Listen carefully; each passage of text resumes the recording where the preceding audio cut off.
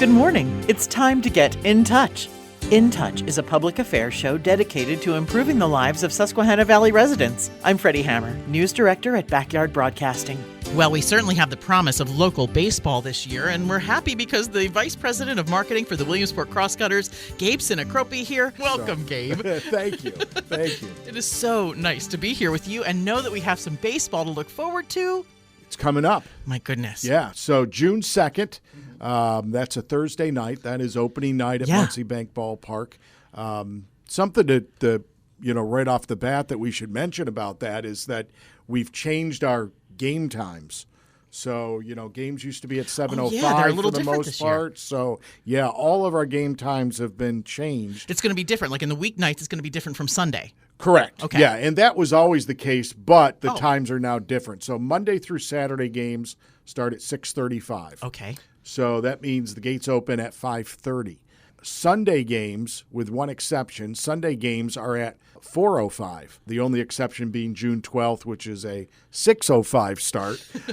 So gates always open 1 hour prior to first pitch. So I always love the little handouts that you have, the cute little card-shaped fold-out thing with all of the times and all of the games. Everything's on there. Pocket schedule. Everything is there. You'll be able to find them all around the valley. I was going to say, you can get them at place. Stores. Yes, That's here's right. one now. Every place. So here's one now, right here. So they'll be everywhere. Just tens of thousands, scattered about the Susquehanna Valley, and we invite people to pick them up, put it in their purse or their wallet or their pocket. Stick it to the bulletin board. You stick it to the bulletin board or on the refrigerator, and when Cutters home games are coming up. Tell me about Muncy Ballpark. When did that change over? That changed over. Last year was the first year. So, fantastic. So great partners with Muncy Bank and Trust and historic Bowman Field. We're happy to have them, and as our naming rights partner, and they've always been big participants with the Crosscutters, and obviously even more so now. There's going to be more games than ever, according to some stuff I've read that you put out. That is correct. More home games than ever before in our 29-year history, or however many years it is now. I start to lose track. So, is that because of the recruiting that's going to be going on with the new scouts coming and looking at the players? Well, a lot of things, Freddie, have gone into it. So there's going to be 40 home games. We have an 80-game schedule now. That's an increase of 6 home games from last year, and an increase of 2 home games from our former life as a minor league team in the New York Penn League. So more than we've ever had. So that's great. June 2nd, the first game. September 1st is our final home game. So we're really looking forward to it. We're going to have a new person every week singing the national anthem, aren't we? Every night. Every single time. Every night. That's right. So you mentioned that. We're looking for more performers. We're coming up on this Friday as your deadline. Yes. Okay. Yes. So we want to make sure that people get their performances in. It doesn't have to be vocal. It could be instrumental. It could be a group. It could be whatever. Get creative. Get creative. So if you have that talent, we invite you to visit crosscutters.com. You'll see all the information on how to apply to be an anthem performer for the 2022 season. That's really exciting for people who want to go on, college students or even adults that are just loving to sing. Absolutely. I mean, we have a base of people who we work with every year, but we're always looking to add to that list. So, finding who has talent in Montgomery County. That's right. So we love to have it varied and all different types of performances. So. Now, 2022 has some fun promotions that are coming up. And when I went to Penn College's Madigan Library, they had a Little League Museum exhibit. And in that exhibit was a tiny little case all about the great potato caper. And I learned the story. Yes. A great story it is. It really is. Back in 1987, 35 years ago, on August the 31st, Dave Bresnahan, a second-string catcher for the then Williamsport Bills, decided to use a potato in a trick play as a hidden ball trick. My dad loved this story. It's an awesome story, and it really went viral in a time that things didn't necessarily go viral, right? Hear all about it. Yeah, without the internet. I mean, can you just imagine what it would have been today? Yes. If something like that happened. But back in '87, it was just newspapers and the AP wire and all that. But it went everywhere. And, when he pulled off this trick, he was eventually, once they figured out what happened, he was thrown out of the game. He was eventually released by the Cleveland Indians, never to play ball again. But he goes down in infamy. He's been to Japan twice to be on their crazy, wacky TV that's right. shows. They do that. Yeah, they do crazy stuff over there.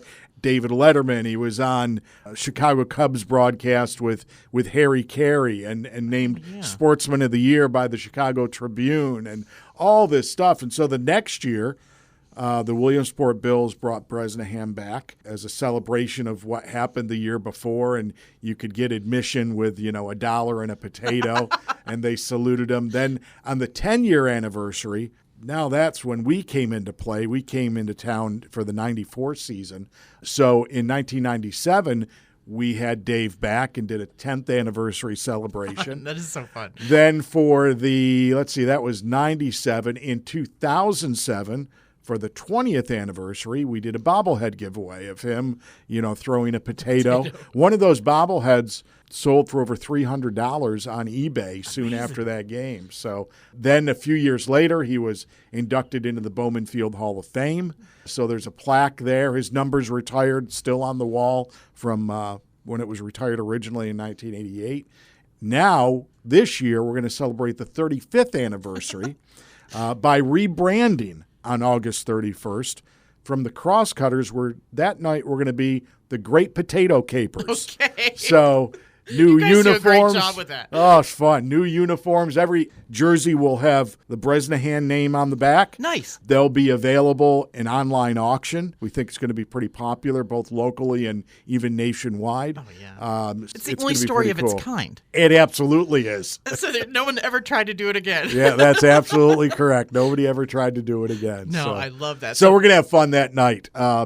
We'll have a video welcome from Dave, and we're giving away a baseball that night to the first 1,000 fans that looks like a potato. So it has How like clever. a potato skin instead of like leather. It's going to be a lot of fun. We look forward to it. I'd like to be in your meetings. Yeah, that's right. That's right. You know it. You know it. It's just throw it against the wall. That's right. See what great. sticks. So we have great potato caper merchandise that's available, hoodies Only place and you can shirts. get it. Only place you can get it is the Sawmill online. Go to crosscutters.com or stop by at the stadium and we have it there. Some of it's in, some of it's like everything in the world today is delayed. Yeah. The caps haven't come in yet, but lots of other apparel, different shirts and hoodies and sweatshirts, and they're really cool. Well, that's fantastic. We're going to get one soon.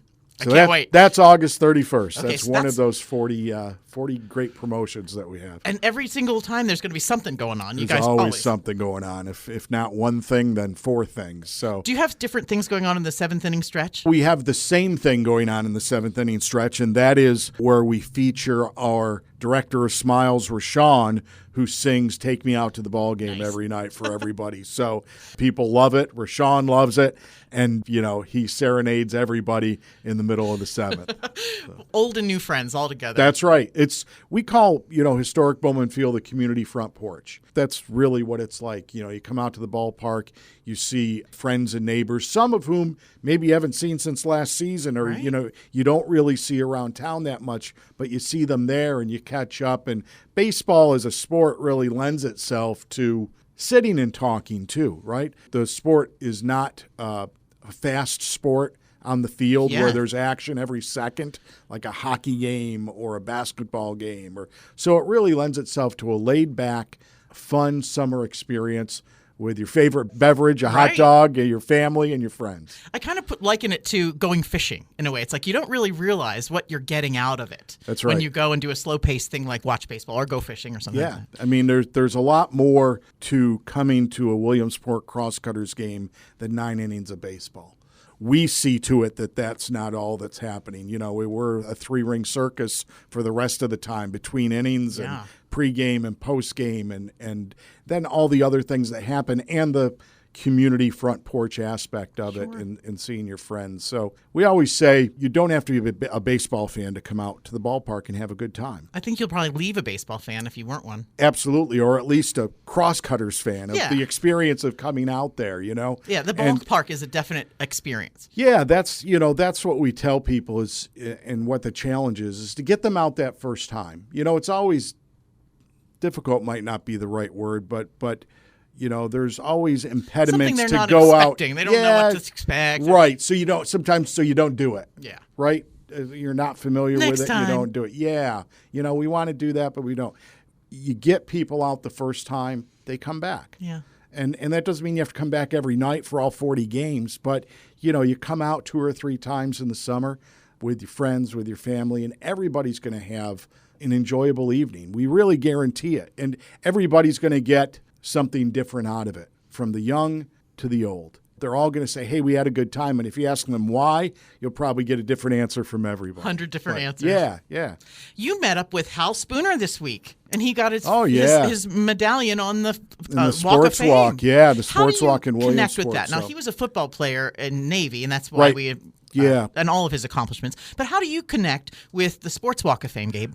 So when that was established a number of years ago, I was asked to be on the Sports Walk committee. Okay. So by the city who was doing it then, and have been on the Sports Walk committee ever since. And after the initial induction, which was done when Trade and Transit Center 2 was unveiled, we inducted, we started with, about 20 inductees to get it started. Okay. So I was part of that induction ceremony and emceed that as part of the committee. And then in subsequent years, we induct 1 or 2 more onto the sports walk. And those people are formally inducted at our hot stove banquet in the winter. Now, you haven't had one since 2020. We haven't had one since 2020. That's correct. So they're inducted there, with the public, and then in the spring or when the weather's good and they can put the medallion in, they do that. But Hal,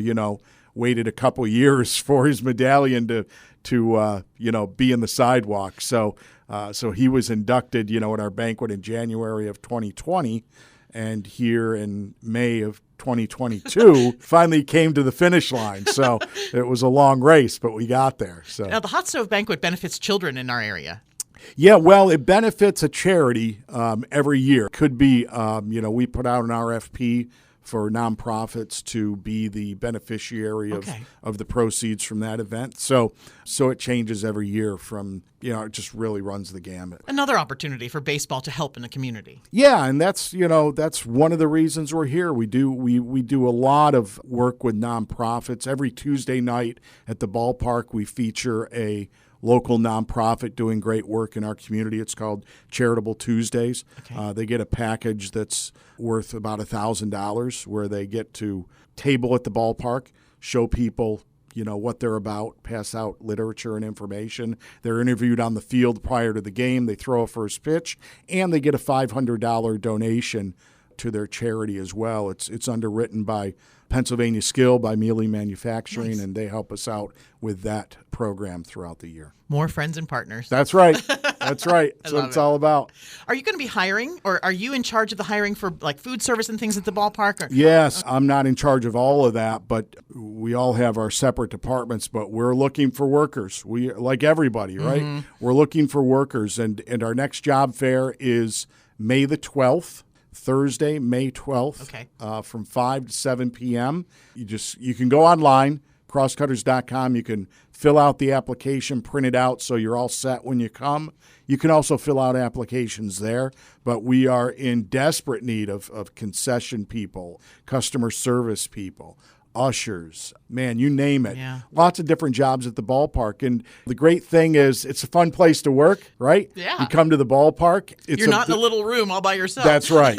It's a part-time gig, so it can be a second job. It's great for high school kids, for college kids home for the summer. It's great for adults who want a second job in the summer, a fun one. Teachers, yeah, absolutely. So it's not just for the high school and college kids. We need adults there as well to be part of the action. So we need people. We need them. We need them. We need them. Pay starts at $10 an hour. You get discounts on merchandise, complimentary tickets for your family to come out to games, all that kind of stuff, and a really flexible schedule, obviously. All right. Well, we'll definitely, that's available, the information on crosscutters.com? Yes, it is. Okay. Yep. Just click on job fair. So how are the players coming on board? Do you have to get new players in any way? I mean, do you hire them too, just like any other interview process? Yeah, well, we don't, but there is an outfit that works with Major League Baseball to run the MLB Draft League, and they're called Prep Baseball Report, PBR. Okay. And they recruit the players for the league. So 6 teams and about 35 players per team in the first half. And we kind of are doing a hybrid season, and we could talk about that. But first, the players are in our first half are draft eligible prospects from across the country. Okay. So to be draft eligible in this year for this July's draft. So juniors and seniors in college eligible for the draft, JUCO players, junior college players. Okay. And elite high school players, all eligible for the MLB draft in July. So they're scouted, and eventually they all hope to get drafted. We had 39 players drafted in year 1 of the draft league, and over 90 players overall who were either drafted or signed professional contracts as free agents with major league organizations. So that was great for year 1, but nowhere near where this league will be in the future. So it was a late start getting players last year, and certainly everybody wanted to see how this league was, how players were treated, how they were scouted by major league teams, etc. And now they see how great this league is. It's really the premier summer collegiate league in the country now. So this is a new important piece of the MLB's player development system. It's what they wanted. It seems as if it worked the way they planned it. Yeah, absolutely it did. So I would imagine there's going to be many more players drafted than there were last year. So in the first half, it'll be just like it was last year with those players that I talked about. Mm-hmm. In the middle of July, we break for the MLB draft.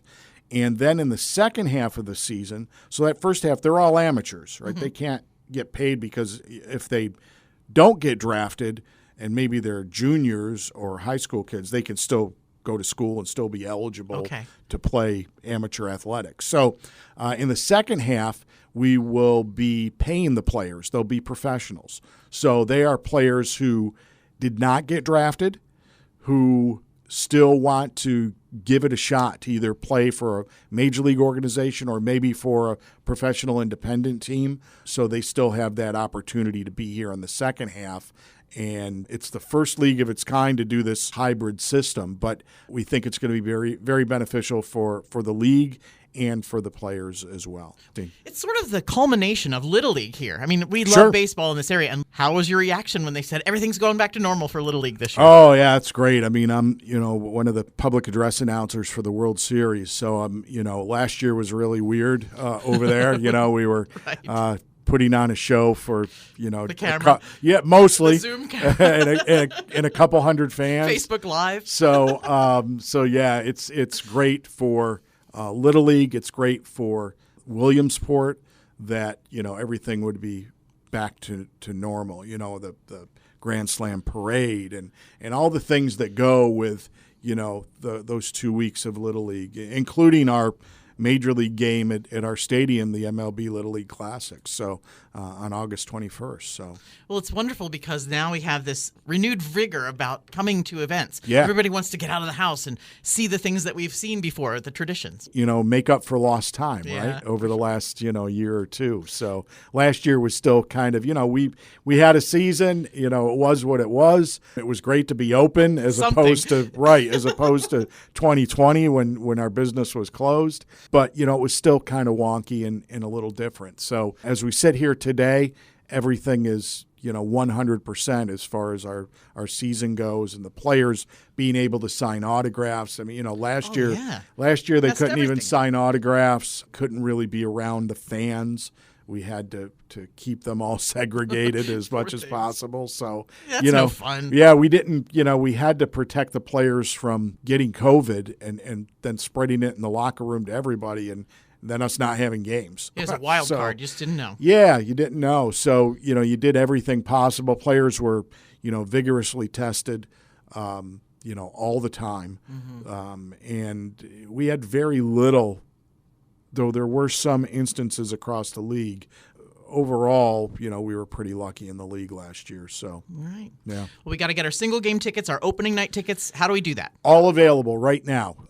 Opening night, June 2nd, and all single game tickets throughout the season available at crosscutters.com. Just click on tickets, and it'll walk you right through it. You can pick your very own seat online. You can do it over the phone, the Cutters hotline, 570-326-3389. Or you can do it in person, the old-fashioned way. Oh, my gosh, drive right up. Yeah, how about that? You go right to the box office, 10 a.m. to 5 p.m., Monday through Friday, and the 2 Saturdays before the season. The box office is also open. I don't have the dates in front of me, but 10 a.m. to 2 p.m. So do it any of those ways. Obviously, the bulk of people now just do it online. We're all adept at doing that for the most part. That's the bulk of the business, but you can still do it over the phone and in person at the box office.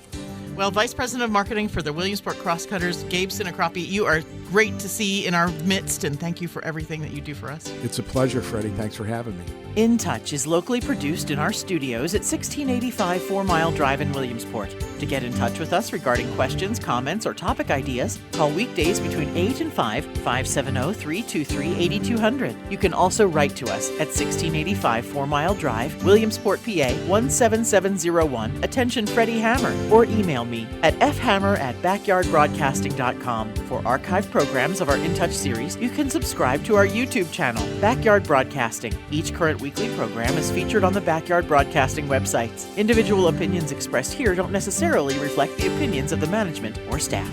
Thanks for listening to In Touch, a production of Backyard Broadcasting.